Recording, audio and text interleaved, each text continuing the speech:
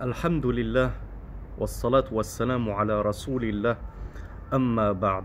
Alors aujourd'hui, on va entamer un cours très simple, très évident entre guillemets pour ceux qui sont dans l'islam depuis longtemps, ceux qui ont étudié précédemment des livres, notamment via notre playlist Minhaj al-Muslim ou bien Al-Aqida al-Tahawiyya. Mais si Cheikh Mohammed ibn Abdel Wahhab a jugé pertinent et utile de rappeler ces principes de base ici, en plus c'est même pas au tout début du matn qu'il l'a rappelé, c'est après les premières introductions, ce n'est pas sans raison. Ce n'est pas sans raison parce que, comme on vous l'a dit, Thalathat al-Usul, après tout, c'est un livre qui s'adresse à l'ensemble des musulmans, donc aussi bien aux musulmans confirmés qu'aux musulmans intermédiaires, qu'aux musulmans débutants. Et principalement, il est adéquat aux débutants, ce livre-là. Et le débutant, lorsque nous, on va voir que Al-Hanifiyya, la religion d'Abraham, c'était le tawhid, c'était le culte d'Allah de manière exclusive, donc le monothéisme exclusif. Vous allez me dire, mais tout ça, ça fait 10 ans qu'on connaît ça. Ça fait 20 ans qu'on connaît ça. Oui, Akhi, toi, tu connais ça. Toi, Ourti, tu connais ça depuis 10 ans, 20 ans, 30 ans. Mais prends l'exemple de l'athée. L'athée, il rentre en islam. Il décide de se convertir pour une raison ou une autre. Il faut bien lui inculquer certaines bases. Il faut bien lui expliquer déjà ce que c'est que le tawhid. Pour toi, c'est évident. Toi, tu suis ces cours parce que tu es déjà convaincu par le tawhid et tu veux développer et savoir en détail ce que c'est que le tawhid. Mais un débutant, lui, il en est qu'à l'étape où on doit lui expliquer ce qu'est le tawhid, la quintessence du tawhid, ce qu'est l'islam, la quintessence de l'islam. Donc, il se peut qu'il y ait des cours comme ça, surtout dans Thalathat al-Usul, où on le verra bi'idhnillah dans Al-Qawa'id al-Arba', les 4 règles, ou Al-Usul al-Sitta, les 6 fondements. On va voir qu'il y a des choses qui paraissent évidentes, mais il est bon de les rappeler. Pour nous, c'est un rappel. Et pour les autres, les débutants, les convertis, ceux qui s'intéressent à l'islam, qui ne sont pas encore convertis, mais se disent, moi voilà, je vais écouter une playlist sur l'islam pour savoir ce que c'est que cette religion. Souvenez-vous de ce que je vous disais à chaque fois, que ce soit pour mon cheminement personnel ou celui d'autrui. Lorsque je m'intéresse à une religion, à une doctrine, une école de pensée, etc., il faut piocher directement dans leurs références à eux. Il ne faut pas écouter les « on m'a dit que »,« on m'a rapporté que »,« BFM a dit que l'islam c'était ceci et cela »,« Canal+, CNews ont dit que l'islam c'était ceci et cela ». Non. Donc prenez l'exemple de celui qui n'a pas d'a priori sur l'islam. Il veut se faire une idée sans préjugés, une idée objective de l'islam. Il va se dire, bah tiens, je vais écouter directement les musulmans. Je vais écouter leur playlist, les 3 fondements, ce livre qu'on vend comme un livre de salafiste. Je vais voir ce que c'est que le salafisme. Et ben voilà, il est bon de lui rappeler ce que c'est que l'unicité, qui est le socle de notre religion, le credo, la pierre angulaire du credo de notre religion. Donc ça, c'était une petite introduction pour vous expliquer. Ne vous étonnez pas si vous trouvez le cours simpliste. C'est Cheikh Mohammed ibn Abdel Wahhab lui-même qui a écrit ces mots-là. Donc il a écrit « I'lam, sache, arshadakallahu li ta'atihi » qu'Allah te guide à son obéissance. « Anna al-hanifiyyata millata Ibrahim an ta'budallaha wahda » que al-hanifiyya, peut-être que vous avez déjà entendu ce mot-là, le collectif hanifiyya, etc. Al-hanifiyya, c'était, comme le dira Cheikh Mohammed ibn Ibrahim, le laqab, c'est-à-dire le surnom de la religion d'Abraham, Ibrahim. Or, on sait que Ibrahim était musulman. C'était l'un des premiers musulmans, comme c'est mentionné dans le Coran. Tous les prophètes sont venus avec l'islam. Pourquoi? Parce que c'était le même credo, la même aqida, le même tawhid. U'budullah, adorez Allah.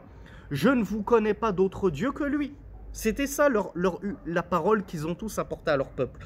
Ensuite, dans le fiqh, dans les adorations, de quelle manière elles se pratiquent, il pouvait y avoir quelques différences. Mais dans la croyance, il n'y avait pas de différence entre les prophètes. Donc Al-Hanifiyya, la religion d'Abraham, c'était quoi? Cheikh Mohammed ibn Abdel Wahhab nous dit « An ta'budallaha wahda » que tu adores Allah seul. Tawhid, pur et dur, c'est exactement sur ce quoi nous sommes, nous les musulmans.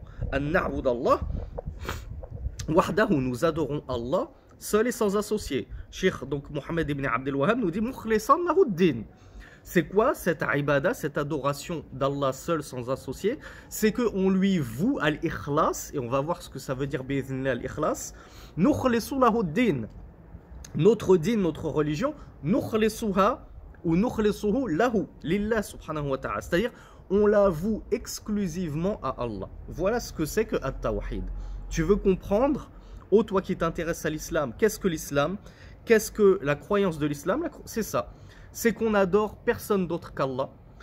Notre seul adoré, notre seul divinisé, notre seule divinité, notre seul Dieu, notre seul Seigneur, c'est Allah.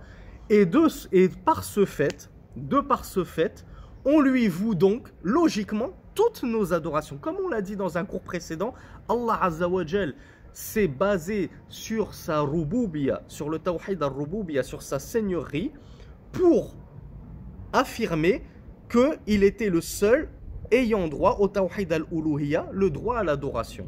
Puisque, logiquement, on ne doit adorer qu'un seigneur. Celui qui n'est pas seigneur, qui n'a pas le pouvoir de vie et de mort, qui n'a pas le pouvoir de créer, qui n'a pas le pouvoir de nous donner notre rizq, notre subsistance, etc., etc., il n'a aucun droit à l'adoration. Pourquoi est-ce qu'on l'adorerait s'il nous est inutile et qu'il est incapable de faire toutes ces choses-là? Donc, Cheikh Mohammed ibn Abdel Wahhab nous dit وَبِذَلِكَ أَمَرَ اللَّهُ سُبْحَانَهُ وَتَعَالَى جَمِيعَ النَّاسِ وَخَلَقَهُمْ لَهَا كَمَا قَالَ اللَّهُ تَعَالَى وَمَا خَلَقْتُ الْجِنَّ وَالْإِنسَ إِلَّا لِيَعْبُدُونَ. Et c'est pour ceci, c'est-à-dire c'est pour cette Hanifiya, cette religion d'Abraham, ce tawhid, ce monothéisme pur qu'Allah subhanahu wa ta'ala, c'est par cela qu'Allah subhanahu wa ta'ala a ordonné les gens, ou c'est ceux-là qu'Allah a ordonné aux gens, à l'humanité tout entière, il leur a ordonné al-Hanifiya, la religion d'Abraham, c'est-à-dire le tawhid, tout simplement. Wa khalaqahum laha. Et Cheikh Mohammed ibn Abdel Wahhab nous dit même que c'est pour cette Hanifiya, pour cette religion d'unicité qu'Allah a créé les gens. Et quelle est la preuve? Comme d'habitude, Cheikh nous rapporte toujours sa preuve. La preuve, c'est la parole d'Allah Azza wa Jal lui-même lorsqu'il dit « Et je n'ai créé les djinns et les hommes que pour qu'ils m'adorent ». C'est Allah qui nous explique le but de notre création. L'objectif de notre création, c'est afin qu'on adore Allah subhanahu wa ta'ala. Pas afin qu'on vaque sur terre librement, qu'on s'amuse, qu'on boit, qu'on mange, qu'on joue à la PlayStation, qu'on joue au foot, qu'on se marie, qu'on fait des enfants. Tout ceci, il peut y avoir des sagesses derrière faire certaines de ces choses, comme se multiplier, faire des enfants, etc. Mais ce n'est pas le but principal. Le but principal, l'objectif, Allah nous le donne. Je n'ai créé les djinns et les hommes que, c'est-à-dire exclusivement pour qu'ils m'adorent. Et Cheikh Mohammed ibn Abdel Wahhab de conclure وَمَعْنَا يَعْبُدُونَ يُوَحِّدُونَ. Qu'est-ce que ça veut dire les ya'budun, afin qu'ils m'adorent? Cheikh Mohammed ibn Abdel Wahhab nous dit ça veut dire afin qu'il proclame mon tawhid. Pourquoi je dis qu'il proclame mon tawhid et je ne dis pas afin qu'il m'unifie? Car j'estime, wallahu a'lam, je peux me tromper, et n'hésitez pas à me reprendre en commentaire si ce que je dis est faux, mais j'estime que le verbe unifier qu'emploient certains traducteurs est faux. Unifier quelque chose, ça ne veut pas dire rendre cette chose unique. Ça veut dire rendre plutôt cette chose homogène. J'ai unifié des pièces d'un puzzle qui étaient éparses. C'est-à-dire j'ai fait un tas comme ça, bien homogène. Mais ça ne veut pas forcément dire rendre unique. Wallahu a'lam. Donc c'est pour ça que moi je ne connais pas de traduction française exacte pour le terme yuwahhidun. Wahhada yuwahhidun. Si ce n'est la suite de mots rendre unique. Donc afin qu'ils me rendent unique, afin qu'ils attestent de mon unicité. Donc c'est ça que veut dire ibadatullah, l'adoration d'Allah, ça veut dire attester de son unicité. C'est le premier pilier de l'adoration, c'est le premier niveau de l'adoration, c'est déjà, avant de faire la prière, avant de faire le jeûne, avant de donner sa zakat, c'est déjà at-tawhid. On l'a vu dans le premier cours de Al-Arba'in al-Nawawiya, les 40 hadiths d'Al-Nawawi. Donc là, ainsi se terminent les propos de Cheikh Mohammed ibn Abdel Wahhab. Comme je vous l'ai dit, vous avez vu, c'est quelque chose en apparence basique, évidente. Certes, je vous le concède. Je vous le concède à ceux qui me suivent depuis longtemps, oui, c'est du vu et revu, c'est su par cœur, walhamdulillah. Mais il est bon de le rappeler pour tout un chacun. Ne pensons pas qu'à nous-mêmes. Après tout, mon frère, quand tu vas avoir des enfants, je te le souhaite. Je te souhaite d'avoir des enfants, de te marier, d'avoir des enfants. Ben, tes enfants, il faudra bien que tu passes par cette base. Il faudra bien que tu passes par ce chapitre-là. Que tu leur expliques ce que c'est que l'islam. Al-Hanifiyya, la religion du monothéisme. Il faut bien que tu commences par là, leur enseignement. Il faut bien que tu leur expliques pourquoi on est sur Terre, quel est le but. Quand ils vont te dire, papa, maman, mais qu'est-ce qu'on fait sur Terre? Pourquoi Allah il nous a créé? Faut que tu connaisses la réponse, faut que tu saches lui apprendre. Donc si ça te paraît à toi évident, tant mieux, eh bien ça te sera plus facile de l'apprendre aux autres. Donc là on passe au charh de Mohammed ibn Ibrahim, rahmatullahi alayhi. Donc Mohammed ibn Ibrahim nous dit que أن الحنيفية ملة إبراهيم المذكورة في الآية كقوله ثم أوحينا إليك أن اتبع ملة إبراهيم حنيفا وفي قوله تعالى إن إبراهيم كان أمة قانتا لله حنيفا ولم يكن من المشركين. الحنيفية اشتقاقها في اللغة من الحنف وهو الميل، فالحنيفية ملة إبراهيم اشتقاقها من هذا، والحنيف مشتق من الحنف. Donc Cheikh Mohammed ibn Ibrahim ici il va s'atteler à nous expliquer ce que veut dire déjà sémantiquement Al-Hanifiyya et déjà d'où est sa base, où est sa source. Est-ce que ce mot-là Hanifiyya c'est une invention de Mohammed ibn Abdel Wahhab? On ne connaissait pas ce mot avant lui, non. Il nous dit ce mot-là on le trouve déjà dans le Coran, dans au moins 2 versets qu'il nous cite. Il nous cite le verset où Allah Azza wa Jal dit « Puis nous t'avons inspiré de suivre la religion d'Abraham, Hanifan ». Bon, Allah s'adresse au messager d'Allah et il lui dit « Nous t'avons révélé, suis la religion d'Abraham, Hanifan ». Hanifan, c'est la même racine que Al-Hanifiyya. Hanifan, c'est celui qui pratique Al-Hanifiyya. Dans le 2e verset, certes Ibrahim était une ummah. Ici une ummah, c'est-à-dire c'était un guide spirituel, c'était un chef, un modèle pour les gens, un modèle pour sa ummah. Donc certes Ibrahim c'était une communauté à lui tout seul, c'est-à-dire c'était le chef de la communauté, un modèle pour les gens. Qanitan lillah, il était obéissant envers Allah. Hanifan, Hanifan, c'est-à-dire il pratiquait al-Hanifiyya. Et comme on l'a vu, al-Hanifiyya, la religion d'Abraham, ce n'était ni plus ni moins que le tawhid, ni plus ni moins que cet islam que nous pratiquons nous de manière doctrinale. On ne parle pas encore du fiqh, des adorations, là on parle vraiment de l'école de pensée, du credo. Walam yakum minal mushrikin, puisque Ibrahim était Hanifan, puisqu'il était donc monothéiste, lam yakun minal mushrikin, il ne faisait donc pas partie des associateurs. Donc Cheikh Mohammed ibn Ibrahim rahmatullahi alayhi nous dit que Al-Hanifiyya, d'où vient sa base sémantiquement parlant? Linguistiquement parlant, il nous dit la base vient de Al-Hanaf. Et qu'est-ce que Al-Hanaf? Al-Hanaf, ça veut dire Al-Mail. Al-Mail en français, ça veut dire pencher. Et quand je dis que moi je suis Hanif, ça veut dire quoi? Ça veut dire que je penche vers Allah subhanahu wa ta'ala.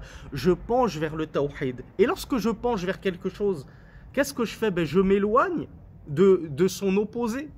C'est exactement ça Al-Hanifiyya. C'est s'éloigner du shirk pour aller se réfugier, se rapprocher d'Allah. Exactement ce qu'a fait Ibrahim lorsqu'il s'est éloigné de son peuple idolâtre et associateur pour aller se réfugier auprès d'Allah. Inni muhajirun ila rabbi sayahdin. Je pars me réfugier auprès de mon Seigneur, j'émigre auprès de mon Seigneur, il me guidera. Cheikh Mohammed ibn Ibrahim nous dit Wahiya, c'est-à-dire Al-Hanifiyya. En quoi cela consiste? Il nous dit An ta'budallah wahda, comme nous l'a dit Mohammed ibn Abdel Wahhab. La Hanifiyya, c'est tout simple. La religion du monothéisme, c'est tout simple. C'est que tu adores Allah seul. Point. Tu n'en adores pas 2 des divinités, tu n'en adores pas 3, tu n'en adores pas 4, tu n'en adores pas 360, tu n'en adores qu'une seule. Point. C'est ça notre credo, notre religion. Et Cheikh Mohammed ibn Ibrahim nous précise Ibadatullah bil ikhlas. C'est adorer Allah avec al-ikhlas. Al-ikhlas, c'est-à-dire l'exclusivité. C'est-à-dire j'adore Allah à l'exclusion de tout autre que lui. Et je délaisse donc l'adoration de tout autre que lui. Pas même, comme on l'a vu dans un cours précédent, un ange rapproché.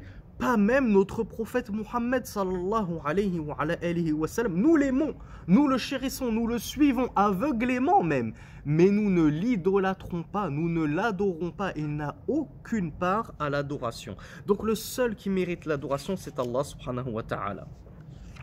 Cheikh Mohammed ibn Ibrahim nous dit donc Al-Hanif wal-ma'ilu an-shirk qasdan ila at-tawhid. Al-Hanif, l'adhérent à Al-Hanifiyya, l'adhérent au monothéisme pur, c'est celui qui va pencher vers Allah en s'éloignant du shirk.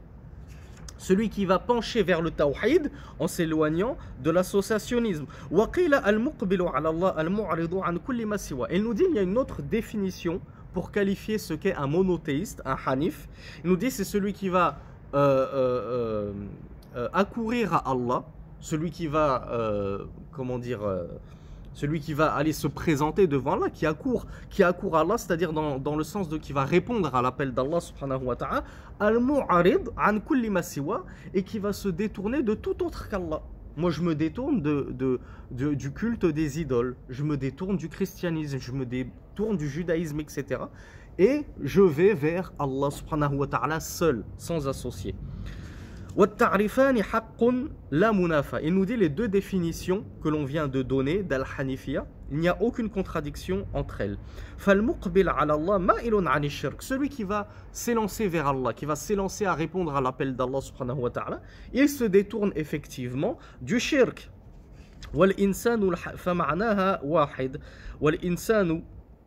الحنيف والمقبل على الله المعرض عن كل ما سواه. فالحنيفية هي من هذا المعنى فهي ملة الإقبال على الله والإعراض عن كل ما سواه. Donc, Cheikh conclut, Al-Hanifiyya, cette religion sur laquelle était Ibrahim, c'est le fait de revenir à Allah subhanahu wa ta'ala, venir à Allah, se présenter devant Allah subhanahu wa ta'ala et de se détourner de tout ce qu'il y a en dehors d'Allah subhanahu wa ta'ala. فمن المعلوم أن عابد الله وحده مقبل على الله منصرف عن كل ما سواه. Il est connu que l'adorateur d'Allah, c'est quoi un adorateur d'Allah? Qui est le véritable adorateur d'Allah? Eh bien, c'est celui qui se sera engagé dans la voie d'Allah, qui sera allé à la rencontre d'Allah subhanahu wa ta'ala et qui se sera détourné de tout autre qu'Allah. Voilà pourquoi on va le voir dans quelques instants, Inch'Allah.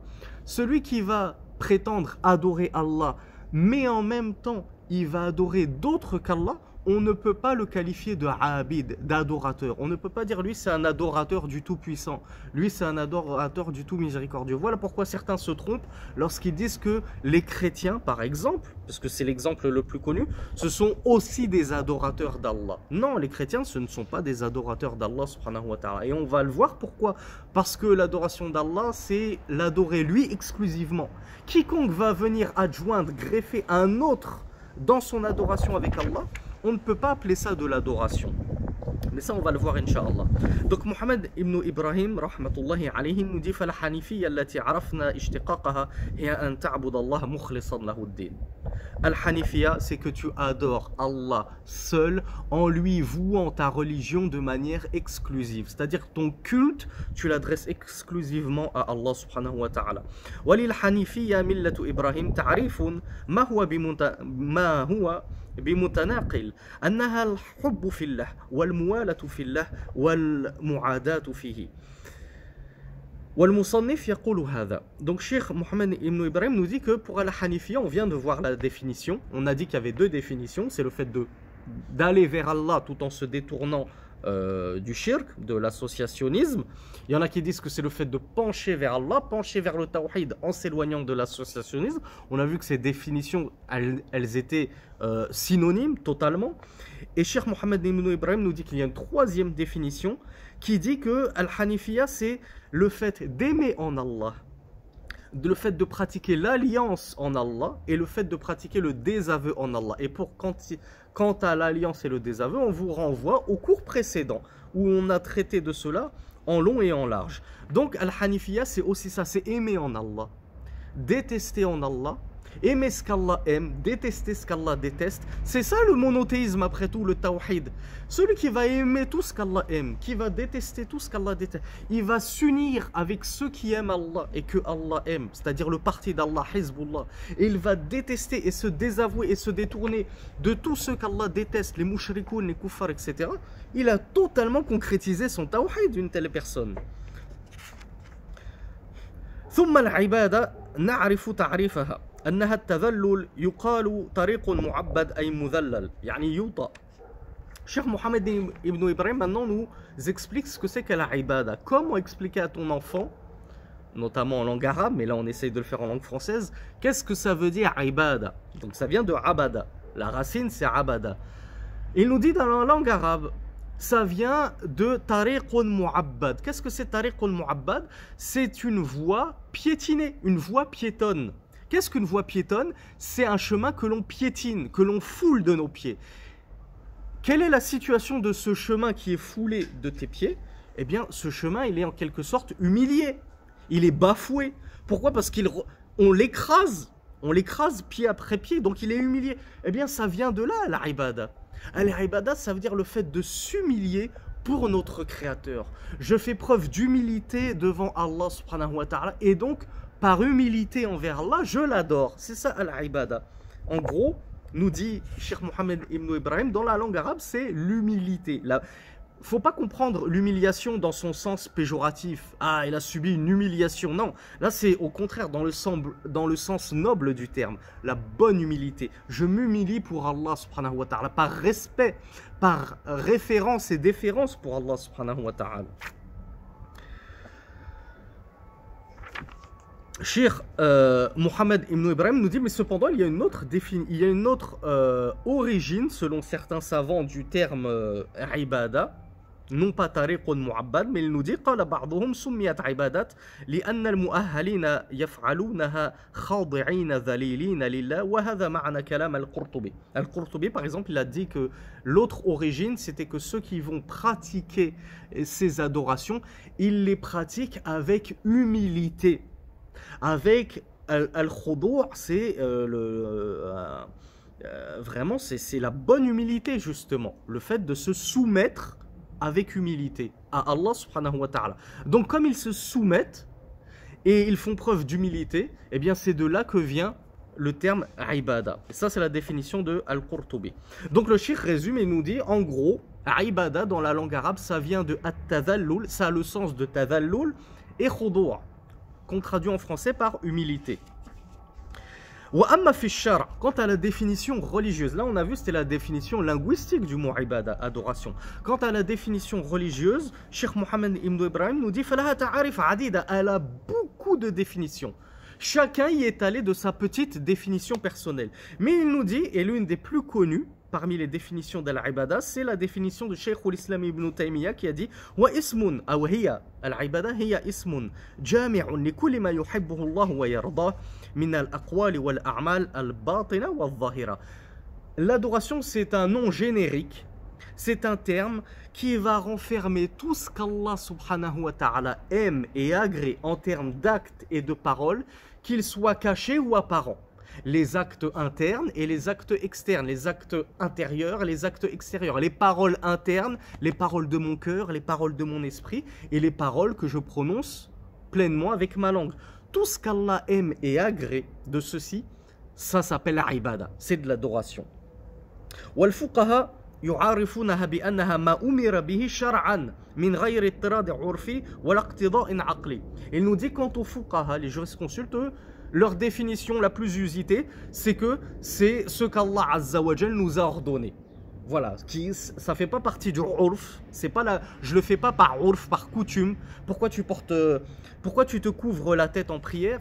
Ben moi je le fais parce que c'est la coutume des gens de mon pays. C'est mal vu de ne pas se couvrir la tête. Que ce soit en prière ou pas en prière, quand je sors dehors, c'est mal vu de ne pas se couvrir la tête. Donc je me couvre la tête, c'est al-urf. C'est la tradition, c'est la coutume. Ben nous on te dit qu'al-ibada c'est tout ce qu'Allah Azza wa Jal a ordonné de faire et qui ne fait pas partie de la coutume et non plus qui est pris de la logique. C'est pas forcément pris de la logique. On le fait, on adore Allah parce qu'il nous l'a ordonné. Pas parce que c'est logique. Ah oui, mais si c'est pas logique, alors je le fais pas. Non. L'adoration, c'est que tu l'as fait, que tu en connaisses la logique ou non, que ça coïncide avec tes coutumes ou non. Donc ça, c'est un peu la définition qu'utilisent les jurisconsultes, les fuqaha. Et troisième définition, il y a celle de Ibn al-Qayyim al-Jawziyya. Cheikh Mohammed Ibn Ibrahim nous rapporte son vers dans sa Kafiya Shafiya, qu'on appelle Nounia Ibn al-Qayyim, où il nous dit wa ibadatu ar-Rahmani ghayatu hubbihi ma'a dhulli 'abidihi huma qutbani. Donc c'est un vers de poésie où il nous dit et l'adoration du tout miséricordieux est le paroxysme, l'apogée de son amour. Quand tu aimes quelqu'un, déjà quand tu aimes ta femme, tu lui obéis, tu fais ce qu'elle te dit parce que ça te plaît, tu veux lui faire plaisir. Quand les enfants aiment leurs parents, ils leur obéissent naturellement. Quand la femme aime son mari, elle lui obéit naturellement. Mais alors quand cet amour, il transcende tout, ça devient de l'adoration. Et nous, on aime Allah Azza wa Jal plus que nos enfants, plus que nos épouses, plus que nos parents, plus que le messager d'Allah, plus que tout. Donc, notre amour pour lui se concrétise et devient carrément de l'adoration. Donc, Cheikh Ibn al-Qayyim nous dit que la ibada, l'adoration du tout miséricordieux, c'est l'apogée de ton amour pour lui avec l'humilité du serviteur, al-dhul. Donc, je m'humilie par rapport à Allah subhanahu wa ta'ala. Je ne l'adore pas en étant mutakabbir. Je ne l'adore pas tout en étant orgueilleux. Non, au contraire, je fais preuve d'humilité quand j'adore Allah subhanahu wa ta'ala, au point d'aller poser mon front par terre par humilité pour lui subhanahu wa ta'ala. Donc, chez Ibn al-Qayyim, il nous dit Huma Qutban, ce sont les deux composantes sine qua non de la ibada. C'est l'amour d'Allah subhanahu wa ta'ala et c'est l'humilité. Et c'est ce qu'on a vu tout à l'heure. On a vu que parmi les définitions, il y avait l'humilité et on a vu aussi une définition qui disait que c'était aimer en Allah, s'allier en Allah et se désavouer en Allah. Donc voilà un petit peu ce que c'est que al-ibada. Cheikh Mohammed Ibn Ibrahim donc conclut en disant Fatakunu ghayat al-hubbi fi ghayat al-dhul, ghayat al-hubbi lillah fi ghayat al-dhul lillah. L'adoration, c'est le paroxysme de l'amour joint en symbiose avec le paroxysme de l'humilité. Cheikh Mohammed ibn Abdel Wahhab nous avait dit que cette adoration, comment on doit la faire? Mukhlisan lahuddin. C'est-à-dire que ad-din, on va le voir, la religion, elle doit être vouée exclusivement à Allah subhanahu wa ta'ala. Cheikh Mohammed ibn Ibrahim nous explique d'où vient ce fameux mot al-ikhlas. On le connaît tous en arabe, mais on est incapable de l'expliquer correctement et d'en donner une traduction correcte. Et pourtant, c'est l'avant-dernière sourate du Coran, sourate al-Ikhlas, Qul huwa Allahu ahad. En langue arabe, ça vient d'où al-Ikhlas? Cheikh Mohammed ibn Ibrahim nous dit que ça vient d'al-Khulus. Al-Khulus huwa as-safa wa as-salamatu min sha'ibati ghishin aw khaltin. Al-Khulus, c'est la pureté. C'est ce qui est immaculé. C'est ce qui n'est pas souillé par des imperfections, des impuretés, des mélanges, des traces. C'est pur, safi. C'est ça que ça veut dire safi. Donc, al-ikhlas, ça vient de là. Ça vient de la pureté. Donc, quand j'adore Allah bi-ikhlas, ça veut dire que j'adore Allah avec un culte pur qui n'est pas mêlé, mélangé et souillé par des traces d'idolâtrie, d'associationnisme, etc. Ou même par le petit shirk, le shirk mineur qui est l'ostentation. J'adore Allah avec pureté et je ne le fais pas par ostentation. Vraiment, je le fais vraiment uniquement pour lui, subhanahu wa ta'ala. C'est ça al-ikhlas. Cheikh Mohammed ibn Ibrahim nous dit que يعني أن تعبده سالمة عبادتك إياه سالمة من غش ومن خلط بل هي على التحقيق ومعنى هذا أن تكون كلها لخالقك لا تجعل منها شيئا للخلق. Ça veut dire que si tu l'adores avec cette pureté immaculée du culte, tu vas donner ce culte et le vouer tout entier à Allah subhanahu wa ta'ala, ton créateur, et tu ne vas pas en donner la moindre partie à la moindre créature. Tu ne vas pas prendre même pas 1% de ton adoration, comme le font certains idolâtres, et vont dire cette adoration je la donne à Baal, je la donne à Uzza, je la donne à Manat, je la donne à Jésus. Cette prière je la destine à Jésus. Cette prière c'est pour la Vierge Marie. Cette prière, c'est pour ceci. Cette prière, ce dhikr que je vais faire, c'est pour mon Sidi Foulan, mon Wali, etc. Non. là tu n'as pas concrétisé le tawhid. Le tawhid, c'est que toute cette adoration, tout ce culte que tu pratiques, tu le voues exclusivement à Allah subhanahu wa ta'ala et tu n'en donnes pas une miette à autre qu'Allah. Pas même au messager d'Allah, pas même à Jibril. Alayhi as-salatu was-salam. Wad-din, nous dit Cheikh Mohammed ibn Ibrahim, yutlaqu fi lughati al-arab ala al-hisab wa yutlaqu ala al-jaza. Passons maintenant à la définition de ad-din. On a vu que al-hanifiyya hiya millatu Ibrahim an ta'bud Allah mukhlisan lahu ad-din. Ta'bud Allah wahdahu mukhlisan lahu ad-din. Mukhlisan, on a vu al-ikhlas ce que c'était. Mukhlisan lahu ad-din. Maintenant, qu'est-ce que c'est que ad-din? Cheikh Mohammed ibn Ibrahim nous explique que dans la langue, sémantiquement parlant, ad-din, ça vient de al-jaza, la rétribution, ou al-hisab, le compte. Lorsque je te demande des comptes, on te dit danahu, kama yudan. La fameuse formule qui est attribuée faussement au prophète, ce n'est pas un hadith authentique, kama tadin ou tudan. Mais par contre, c'est une parole des salafus salih, et qui est juste. Son ma'na est correct, son sens est correct. Kama tadin ou tudan, ça veut dire comme tu fais, on te fera. C'est ça. Comme tu fais, on te rétribuera. Dana, kama tadinu, tudan, ça vient du verbe dana. Danahu, yani hasabahu, jazahu, il l'a rétribué.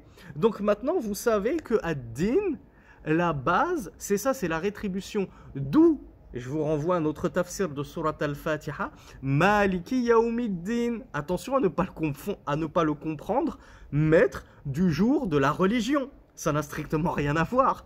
Ici, ad-din, son sens dans Maliki Yawmiddin, dans Surat al-Fatiha, ad-din ici, ce n'est pas la religion, ce n'est pas du tout ce qui est voulu. Au contraire, ce qui est voulu ici, c'est al-jaza, la rétribution. C'est le maître du jour de la rétribution, le maître du jour des comptes.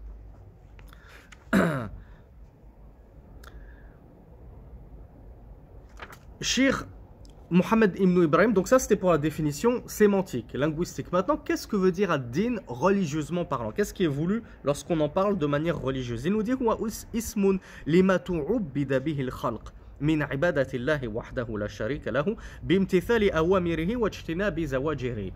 Définition succincte, concise, claire et limpide. On te dit c'est quoi la religion? C'est quoi ad-din? Et toi tu es un religieux, tu es croyant. Ta religion, c'est l'islam, d'accord. Mais qu'est-ce qu'une religion après tout? C'est quoi la religion? Qu'est-ce qu'une religion? Cheikh Mohammed ibn Ibrahim te donne la définition religieuse que tu te dois d'apporter à quiconque te la demande. Il te dit c'est un nom, religion, din, c'est un nom qui est donné à ce pourquoi Allah subhanahu wa ta'ala nous a réduits à l'état de servitude. Et oui, al-abd, qu'est-ce qu'al-abd? Vous allez me dire c'est un esclave. Oui, al-abd c'est un esclave, mais pas que. Abd, c'est aussi le serviteur. Quand on dit Ana Abdullah, c'est pas dans le sens je suis l'esclave d'Allah, c'est dans le sens je suis le serviteur d'Allah. Wa ibadur rahman, les serviteurs du tout miséricordieux. Donc al-abd, c'est le serviteur. Tu'ubbida, il a été réduit à l'état de serviteur. Donc Allah Azza wa Jal nous a réduit à l'état de serviteur. Est-ce qu'il nous a réduit à l'état de divinité? Non. Nous sommes les serviteurs de la divinité suprême et unique. Donc la religion, c'est un, nous dit Cheikh Mohammed ibn Ibrahim, c'est un nom pour ce pourquoi Allah Azza wa Jal a réduit les serviteurs, les hommes, l'humanité, à l'état de servitude.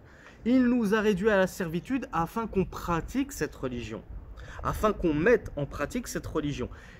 Comment mettre en pratique cette religion? Il nous dit en adorant Allah, min ibadatillah, par l'adoration d'Allah. D'accord. Mais qu'est-ce que l'adoration d'Allah? Il nous dit, c'est imtithalu awamirihi. C'est le fait d'obtempérer à ses injonctions, ses ordonnances, ses ordres. Wajtinab zawajirihi, et de nous détourner et de nous éloigner de tout ce qu'il a interdit et de tout ce qu'il a proscrit.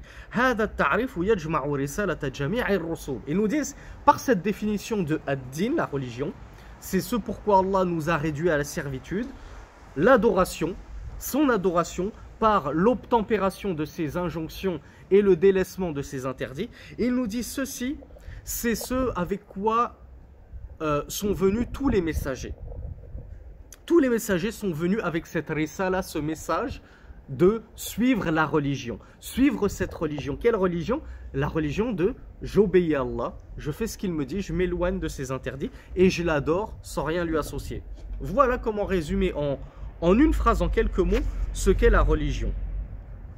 وبذلك يعني بالحنيفية التي هي هذا الدين التي هي ملة إبراهيم وهي عبادته بالإخلاص أمر الله جميع الناس هي التي أمر الله بها جميع الناس حرهم وعبدهم وعربهم وعجمهم. Donc Cheikh Mohammed ibn Ibrahim rahmatullahi alayhi nous dit et par ceci, c'est-à-dire par cette Hanifiya, la fameuse religion d'Abraham, sachant que Milla, alors Milla on le traduit par religion, mais à la base dans la langue arabe, Al-Milla hiya tariqa. Al-Milla ça veut dire religion, d'accord, mais à la base dans la langue arabe ça veut dire le chemin. Donc quand on dit Millatu Ibrahim, Al-Hanifiya Millatu Ibrahim, ça veut dire que la Hanifiya c'était le chemin d'Abraham. Voilà ce que ça veut dire. Donc son chemin c'était sa religion, c'est le chemin qu'il a emprunté. Donc Cheikh Mohammed ibn Ibrahim nous dit que Al-Hanifiya, cette religion, qui est la religion d'Abraham, c'est l'adoration d'Allah subhanahu wa ta'ala bil ikhlas, c'est-à-dire avec l'exclusivité de culte. Et c'est ce par quoi, et c'est ce qu'Allah a ordonné à l'humanité tout entière, nous dit Cheikh Mohammed ibn Ibrahim, c'est-à-dire aux libres comme aux esclaves. Même les esclaves sont censés embrasser l'islam et se soumettre au Seigneur des mondes. C'est pas parce que tu es esclave que tu as le droit de continuer à être athée, polythéiste, chrétien, juif, bouddhiste, ce que tu veux. Il l'a ordonné à tout le monde, libre et esclave, arabe et non arabe. Hein, petite piqûre de rappel pour les occidentaux, les orientalistes qui disent « Ouais, mais l'islam c'est la religion des arabes, nous ça nous concerne pas. » Ça vous concerne pleinement. On est tous concernés par l'islam. Arabes comme non-arabes, on doit tous se soumettre au Seigneur des mondes. Nous avait appris Cheikh Mohammed ibn Abdel Wahhab, pardon. C'est pour cette Hanifiya, pour cette religion qu'Allah nous a créé, subhanahu wa ta'ala. C'est l'unique but, l'unique objectif de notre création, de notre présence sur terre, c'est de pratiquer cette religion du monothéisme pur. وهي التي خلق الله لها جميع الناس بل ما خلقهم إلا لها كما قال الله سبحانه وتعالى وما خلقت الجن والإنس إلا ليعبدون. Cheikh Mohammed ibn Ibrahim nous dit c'est pour cette religion qu'Allah nous a créé, ou plutôt nous dit-il, c'est-à-dire lui-même dit ou plutôt c'est carrément uniquement pour ça qu'il nous a créé. Il ne nous a pas créé pour autre chose. Comme le dit le verset que nous avons lu, et je n'ai créé les djinns et les hommes que pour qu'ils m'adorent. فإذا عرفت أن الحنيفية ملة إبراهيم فاعرف أنها التي خلق لها الثقلان وأمر بها جميع الناس وخلقوا لأجلها ودليل ذلك قوله تعالى وما خلقت الجن والإنس إلا ليعبدون. Maintenant, Akhi, nous dit Cheikh Mohammed ibn Ibrahim, maintenant que tu as compris que la Hanifiya, qui est la religion d'Abraham, tu as compris que la Hanifiya, c'était la religion d'Abraham. Eh bien, sache que c'est pour elle qu'Allah subhanahu wa ta'ala a créé Al-Thaqalan. Qu'est-ce qu'on entend par Al-Thaqalan? On entend les djinns et les hommes. Donc, c'est pas uniquement la religion des hommes, Al-Hanifiya, ou l'islam, hein, la religion du monothéisme pur, de manière générale. C'est pas juste une religion qui s'adresse aux hommes. Elle s'adresse même à ces êtres créés de feu que sont les djinns. Même eux, ils sont obligés de suivre la religion, d'être des religieux et d'embrasser l'islam.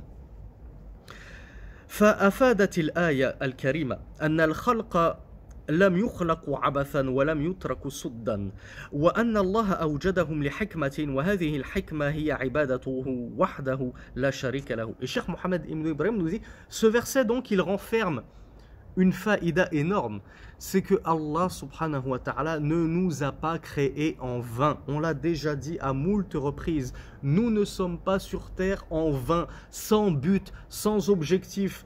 On vit, on ne sait pas pourquoi. On meurt, on ne revit plus après, il ne se passe plus rien. Non, ça c'est une idéologie exogène à l'islam. L'islam c'est la croyance en la résurrection le jour dernier. Donc s'il y a résurrection, c'est que sur terre on doit travailler pour assumer ce qui va se passer derrière la résurrection.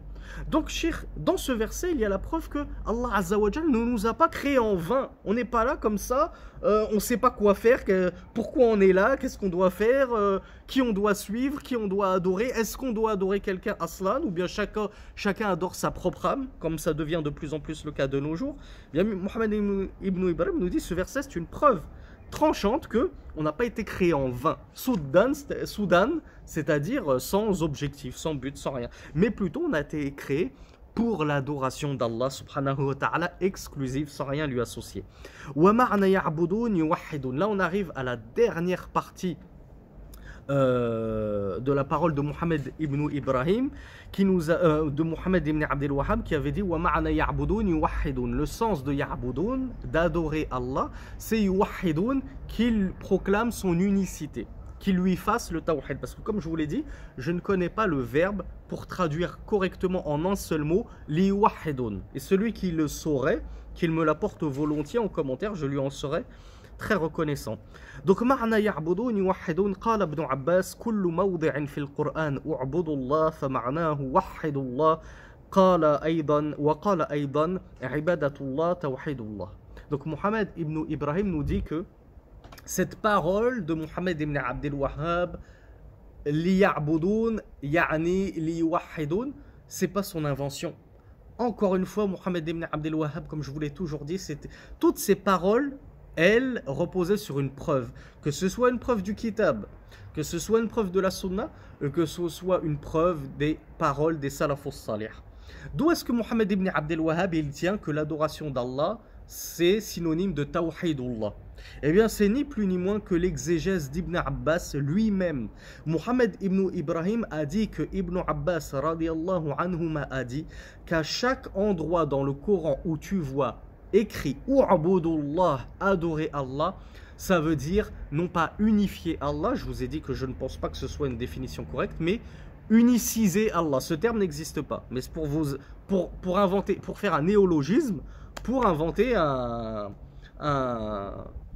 semblable en langue française au mot wahhada yuwahhidu.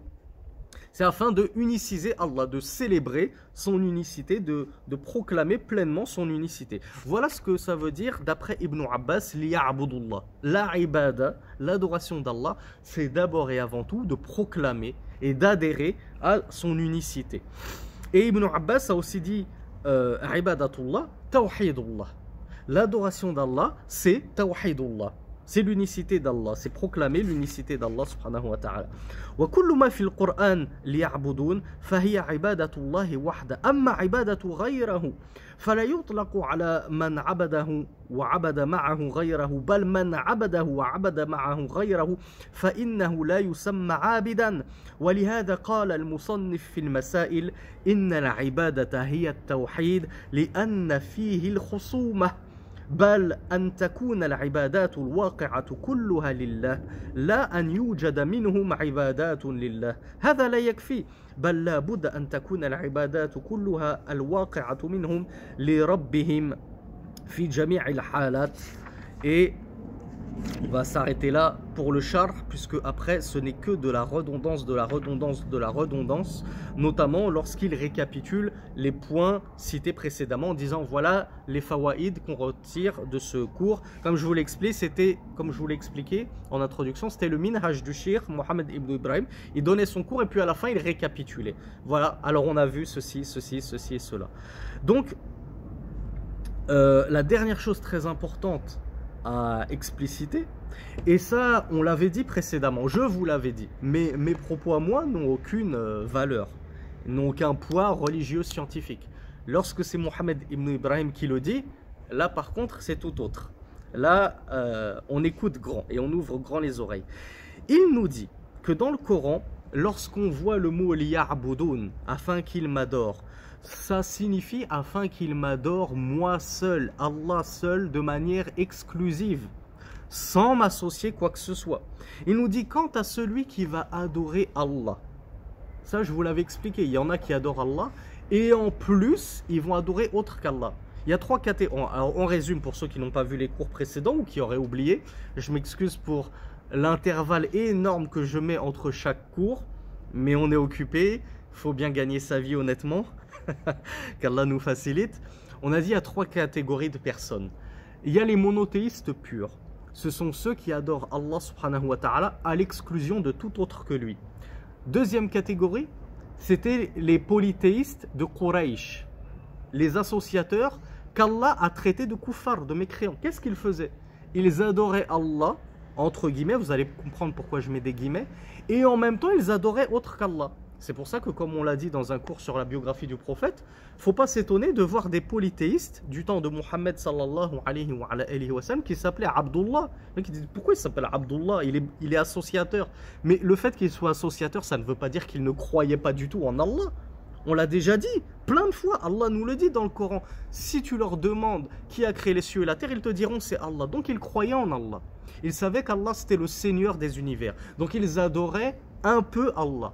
Mais ils adoraient aussi beaucoup des idoles en plus d'Allah. Donc ça c'est la deuxième catégorie, c'est ceux qui vont adorer Allah et d'autres en même temps avec Allah. Et enfin la troisième catégorie, c'est ceux qui ne vont pas adorer Allah et qui adorent uniquement autre qu'Allah. Comme par exemple les majous, les mages. Les mages ils adorent le feu. Et ils disent on a 2 créateurs, la lumière et les ténèbres. La lumière, le jour crée le bien, et les ténèbres et l'obscurité créent le mal. Ces adorateurs, ils ont donc adoré 2 divinités autres qu'Allah subhanahu wa ta'ala. Et en même temps, est-ce qu'ils adoraient Allah? Non, même pas. Absolument pas. Ils n'adoraient même pas Allah, même pas 1%. Donc voici les 3 catégories de personnes. Les monothéistes purs, ceux qui adorent Allah et autre qu'Allah, et ceux qui carrément n'adorent même pas Allah, et ils adorent directement autre qu'Allah. Ils ont pris comment on appelle ça, l'autoroute, directement. Ils ne sont pas passés par les petites routes, ils sont tombés dans le gouffre direct. Alors, ce qui nous intéresse, c'est la deuxième catégorie de personnes. En tout cas, c'est parce que la troisième catégorie de personnes, vous allez tous me dire, oui, ben eux, c'est des kuffars, il serait indigne de les qualifier d'adorateurs, de dire que ce sont des adorateurs. C'est juste des himars qui portent des livres, hein. C'est juste des ânes portant des livres, et rien d'autre. Mais la deuxième catégorie de personnes, et je vous donne l'exemple le plus probant, qui va tout de suite vous mettre la puce à l'esprit, les chrétiens. Les chrétiens, qu'est-ce qu'ils font? Est-ce qu'ils adorent Allah? En apparence, oui. Ils adorent le Père. Nous, celui qu'on appelle Allah, pour eux, c'est le Père. Mais est-ce qu'ils adorent uniquement le Père? Non. Ils lui ont donné un fils qu'ils adorent. Ils lui ont donné une mère, la Vierge Marie, pour certains chrétiens. Il y a une différence dans le christianisme. Est-ce que la Vierge Marie peut être considérée comme la mère de Dieu ou non? Et il y en a qui osent le dire clairement. Oui, Marie est la mère de Dieu. Ils adorent Jibril, alayhi salatu wassalam, le Saint-Esprit, qu'ils appellent le Saint-Esprit, qui n'est qu'un ange. Donc ils adorent Allah. Effectivement, ils ont un culte, d'où leur prière qui s'appelle Notre Père qui êtes aux cieux. Là, c'est une prière qui est adressée directement, entre guillemets, à Allah. Mais ils ne se contentent pas d'adorer uniquement Allah. Shaitan les a fourvoyés et ils se sont mis à adorer en plus autre qu'Allah. Est-ce que ces gens-là, on peut considérer que ce sont des adorateurs? Et est-ce qu'on peut dire qu'ils ont adoré Allah? Abadullah. Na'am ya'budun Allah. Oui, ils adorent Allah. Cheikh Mohammed ibn Ibrahim nous dit non. On ne peut pas dire ça. On ne peut pas considérer que ce sont des adorateurs et qu'ils ont adoré Allah. Pourquoi? Cheikh Mohammed ibn Ibrahim nous dit car la ibada, elle est employée, et notamment dans le Coran, uniquement à ceux qui ont adoré Allah de manière exclusive, le tawhid pur. Quant à ceux qui ont adoré Allah plus autre que lui, comme par exemple les associateurs de Quraysh, est-ce que Allah les a appelés adorateurs d'Allah? Non, il les a appelés comment? Kuffar, mécréants, tout simplement. Pourquoi? Parce que la ibada d'Allah, c'est la ibada par le tawhid. C'est pas une ibada comme on l'a vu, une souillée, mélangée et mêlée de shirk, d'associationnisme. Et c'est pour ça que Mohammed ibn Abdel Wahhab nous dit dans ses Masail, dans Kitab Tawhid, Inna al-ibada hiya tawhid. L'adoration, c'est le tawhid. Le shirk, tu peux pas dire que c'est de l'adoration. لأن فيه الخصومة, parce que c'est sur ce chapitre-là, c'est sur cet élément-là, l'adoration, qu'est venu Al-Khusuma, c'est-à-dire qu'est venu le messager d'Allah pour les contredire et les ramener à la vérité. C'était pas sur Ar-Rububiyya, le fait qu'Allah subhanahu wa ta'ala c'est le créateur de la nuit et du jour, non. Ça ne posait pas de problème aux polythéistes de Quraysh. Ce qui leur posait problème, c'est qu'ils refusaient d'adorer Allah seul. Ils voulaient adorer d'autres qu'Allah. Donc on voit que Allah Azza wa Jalla, il a vraiment envoyé Muhammad sallallahu alayhi wa sallam, non pas pour rappeler que Allah c'était le créateur de toutes choses. Ils étaient déjà d'accord là-dessus, tous d'accord là-dessus. Il est venu pour leur rappeler que, puisque c'est le créateur de toutes choses, alors c'est le seul qui mérite l'adoration.